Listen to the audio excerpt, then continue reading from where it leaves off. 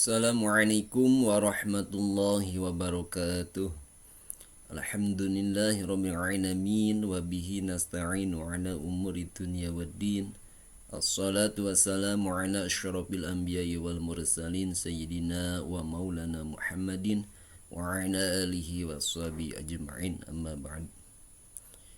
Pertama-tama yang paling utama Bapak dosen, Bapak Arif Mulyawan, MESY yang saya hormati, yang saya ta'dimi. Perkenankanlah saya Asep Supriyatna, kelas A39 dengan NIM 2281131936. Saya akan mencoba mempresentasikan soal nomor 2 yang Bapak pernah unggah di penugasan terdahulu, yaitu dengan tema fenomena child free di kalangan muslim dalam perspektif sosiologi pendidikan Islam.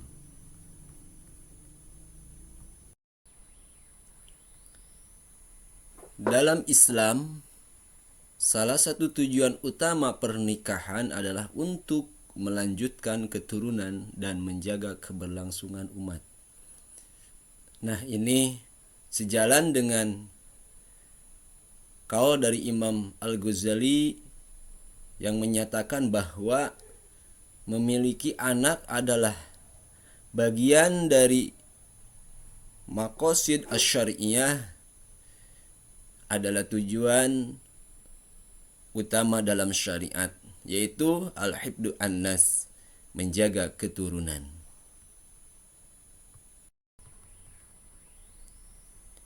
Sebagaimana dalam Al-Quran surat An-Nahl yang berbunyi, A'udzu billahi minasyaitonir rajim, bismillahirrahmanirrahim. Wallahu ja'ala lakum min anfusikum azwajan wa ja'ala lakum min azwajikum banina wa hafadatan wa razaqakum minat thayyibat. Afabil batil yu'minuna wa bi ni'matillahi hum yakfurun. Yang artinya, dan Allah menjadikan bagimu istri-istri dan dari jenismu sendiri, dan menjadikan dari istri-istri itu anak-anak dan cucu-cucu, dan memberimu rezeki yang baik-baik. Maka Allah Subhanahu wa taala tentang fenomena child free ini menggambarkan keturunan sebagai karunia dan rezeki yang menjadi bagian dari tujuan pernikahan. Juga Allah Subhanahu wa taala berfirman dalam surat Asy-Syu'ara ayat 13 sampai 132 sampai 33 yang artinya, dan bertakwalah kepada Allah yang telah menganugerahkan kepada kamu apa yang kamu ketahui. Dia telah menganugerahkan kepada kamu bintang, ternak, anak-anak, dan kebun-kebun. Mana dari ayat ini anak-anak disebut sebagai nikmat yang paling patut kita harus syukuri.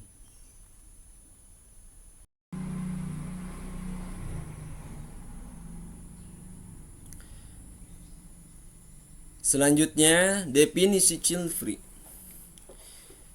Child free adalah pilihan sadar untuk tidak memiliki anak, baik dalam jangka waktu tertentu atau seumur hidup, yang belakangan ini menjadi topik hangat di kalangan termasuk umat Islam.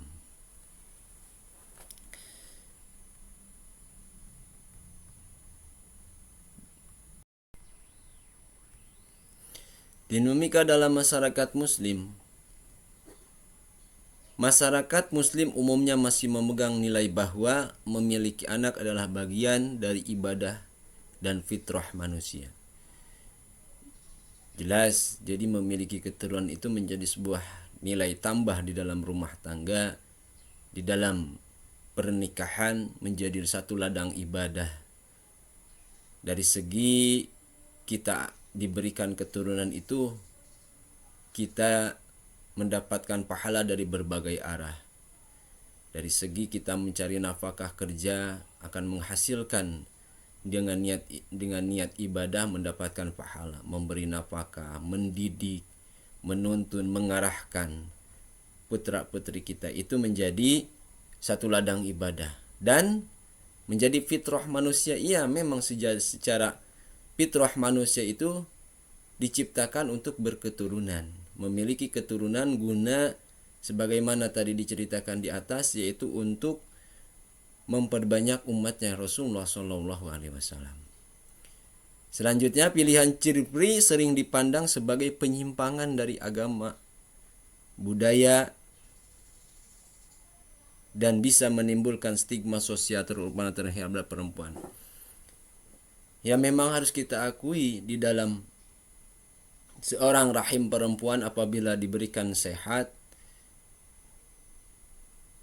dan rahimnya yang sehat itu digunakan untuk menampung daripada anak dari suaminya, sedangkan ini tidak dipergunakan dengan semestinya, maka akan bertolak belakang, akan menjadi satu penyimpangan secara norma budaya di masyarakat umum dan dipandang dari agama pun ini menjadi penyimpangan. Namun munculnya fenomena Chirpri juga dipengaruhi oleh urbanisasi dan modernisasi ini yang menjadi fenomena itu, karena pergerakan masyarakat dari kampung ke kota itu menjadikan pertumbuhan di kota itu semakin padat dan kehidupan di kota itu menjadi modern. Dengan adanya masyarakat urban dan modern ini, kebanyakan orang berpikiran memiliki keturunan itu akan ribet. Namun secara dipandang secara agama Islam, memiliki keturunan akan menarik dari sebuah titipan rizki dari Allah Subhanahu wa Ta'ala, menambah keberkahan di dalam rumah tangga, menambah keharmonisan di dalam rumah tangga. Namun yang jadi faktor utamanya juga selain daripada urban dan modernisasi, yaitu kekhawatiran ekonomi dan lingkungan. Kita patut berwaspada di akhir zaman ini, kekhawatiran tentang masalah terutama lingkungan. Kalau kita di dalam masalah kekhawatiran ekonomi, Allah sudah berjanji dalam Al-Quran, semua makhluk yang ada di atas bumi ini illa 'alallahi rizquha, semuanya ditanggung rizkinya dari mulai di dalam rahim sampai lahir ke alam dunia sampai nanti akhir hayatnya. Namun keyakinan manusia ini kadang-kadang ragu-ragu, ketakutan. Nah ini harus menjadi pondasi dasar di dalam ekonomi manusia, khususnya untuk bekal sarana kehidupan di alam dunia. Yakin agar selagi mau berusaha, Allah Subhanahu wa Ta'ala akan memberikan rezeki yang tidak disangka. Ya memang kalau dilihat dari segi faktor ekonomi, rezeki terbagi-bagi. Ada yang rezeki harus dikasab, harus dicari, harus kita kerja. Ada rezeki yang datang dengan sendirinya. Itu. Yang bahasa Al-Quran min haitsu la yahtasib. Nah, ini dari segi rezeki, maka kalau dilihat dari seorang muslim yang taat, itu tidak akan menjadi sebuah problem masalah. Namun yang selanjutnya lingkungan. Memang di lingkungan kita ini sekarang dengan pesatnya teknologi, pesatnya digital, memang tidak bisa menghindar kita ini.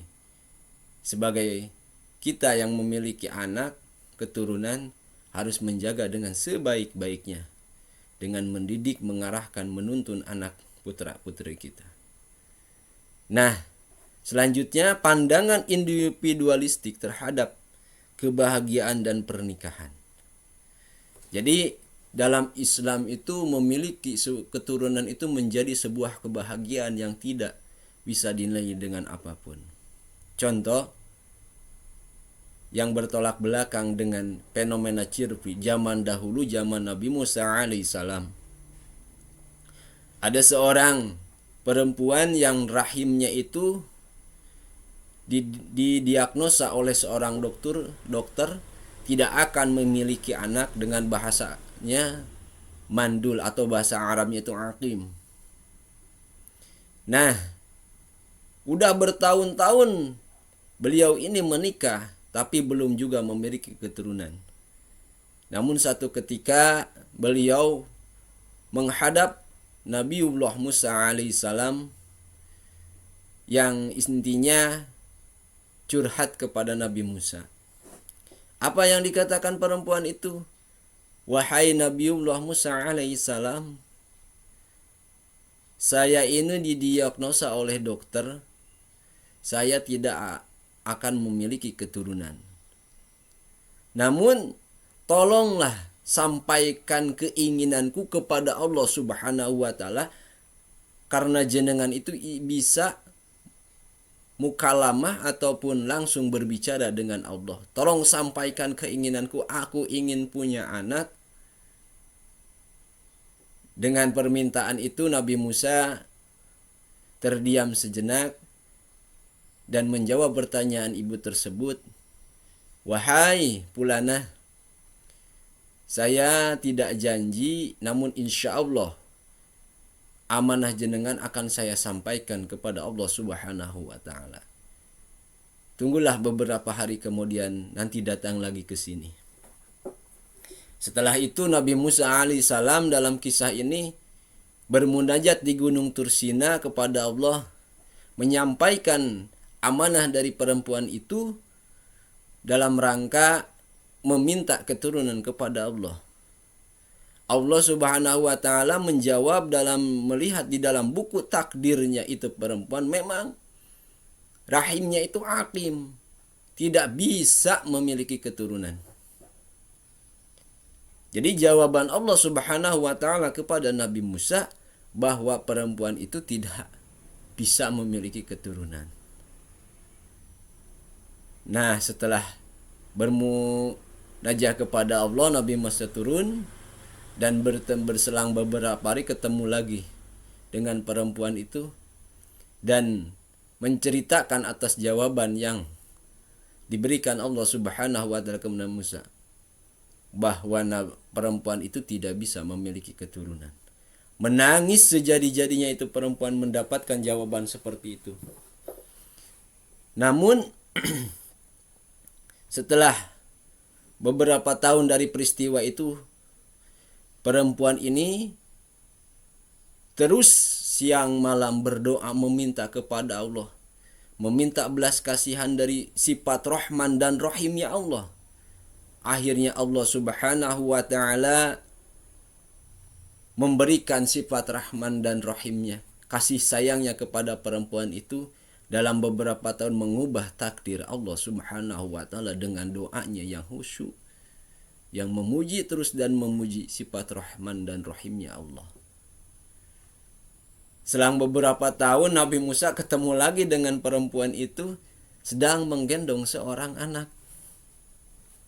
Nah, Nabi Musa bertanya kepada perempuan itu, wahai Fulanah, itu putranya siapa? Ini putraku.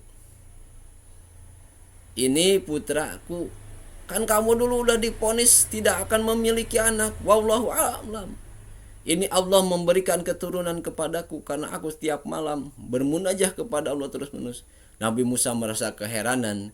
Dan selang beberapa lagi Nabi Musa bermunajah kepada Allah lagi di Bukit Tursina, menanyakan perihal tentang kejadian yang terjadi kepada perempuan itu. Nabi Musa, wahai ya Allah, kenapa ini perempuan yang tadinya yang divonis tidak memiliki tetap sekarang punya anak? Wahai Musa, perempuan itu tiap malam berdoa kepadaku, sifat Rahman Rahim, akhirnya aku membuka rahimnya itu dengan memiliki keturunan. Nah, jadi singkat cerita dari fenomena ini memang kalau kita melihat budaya di masyarakat, memiliki anak itu menjadi sebuah anugerah. Bahkan kalau di masyarakat sosial di pedesaan itu tidak memiliki anak jadi bahan fitnah gitu kan. Nah, maka daripada itu fenomena child free di masyarakat muslim itu menjadi sebuah penyimpangan. Jadi setidaknya fenomena ini hanya terjadi di masyarakat perkotaan, namun di masyarakat muslim masih menjaga kokoh norma-norma, memegang teguh bak memiliki keturunan itu adalah sebuah ibadah dan menjadi sebuah fitrah manusia. Tinjauan kritis. Dalam sosiologi pendidikan Islam, menolak child free jika didasarkan pada alasan hedonistik atau menghindari tanggung jawab pendidikan generasi. Jadi di dalam sosiologi pendidikan Islam, menolak child free itu harus ada alasannya gitu kan. Kenapa kok kita menghindari tanggung jawab di dalam menjalankan pendidikan generasi, dalam arti memiliki keturunan, kita mendidik, mengarahkan, menuntun anak kita untuk menjadi yang lebih baik di generasi yang akan datang. Namun jika pilihan ini dilatar belakangi kode kesehatan atau faktor serius lainnya, maka perlu pendekatan yang bijak dan tidak menghakimi. Jadi fenomena child free ini kalau ditinjau dari kesehatan, ya memang kalau darurat istilahnya tidak akan membahayakan bagi rahim seorang ibu, ya pilihan child free tidak jadi masalah gitu. Ada sebagian ulama yang memperbolehkan. Tapi kalau rahimnya sehat dan segala rumusnya faktor-faktor pendukungnya memungkinkan, maka ini harus dikaji dengan bijak. Penting bagi masyarakat dan lembaga pendidikan Islam untuk mengedukasi tentang pentingnya keluarga dan peran mendidik anak, bukan sekadar melahirkan. Ya memang dalam hal ini seorang ibu itu bukan hanya melahirkan saja. Perlu pendidikan yang lebih lagi untuk orang tua, yaitu dalam rangka mendidik, mengarahkan, menuntun. Itu yang proses yang sangat, istilahnya dalam memiliki keturunan itu nikmatnya. Kalau dilihat dari segi nikmatnya di dalam mendidik. Karena kan fenomena ini, apalagi di zaman sekarang, anak-anak kita banyak yang keluar jalur, namun orang tua harus lebih sigap lagi daripada apa yang terjadi di lingkungan sekitar anak-anak kita. Kesimpulannya, child free menantang nilai-nilai tradisional dalam masyarakat muslim dalam kerangka sosiologi pendidikan Islam, yang fenomena ini harus dipahami secara komprehensif, mempertimbangkan konteks sosial, ekonomi, serta nilai-nilai spiritual yang dijunjung dalam Islam.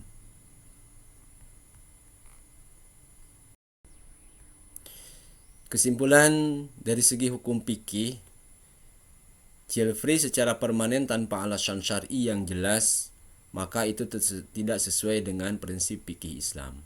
Jadi hukumnya haram melaksanakan child free apabila tanpa ada alasan syar'i yang sangat kuat. Namun sebaliknya, child free dengan alasan darurat, ada seperti kesulitan yang nyata ataupun membahayakan kepada seorang ibu, maka diperbolehkan dalam waktu tertentu. Dalam arti apabila ada penyakit ataupun hambatan di dalam memiliki keturunan, itu diperbolehkan dengan batas tertentu. Jadi Islam tetap mendorong untuk memiliki keturunan sebagai bagian dari ibadah dan misi pendidikan generasi yang akan datang. Itu saja yang bisa sampaikan pada kesempatan presentasi ini. Mudah-mudahan ada manfaatnya, kurang lebihnya mohon dimaafkan. Hadza nallahu wa iyyakum ajma'in, wallahul muwaffiq ila aqwamit thoriq.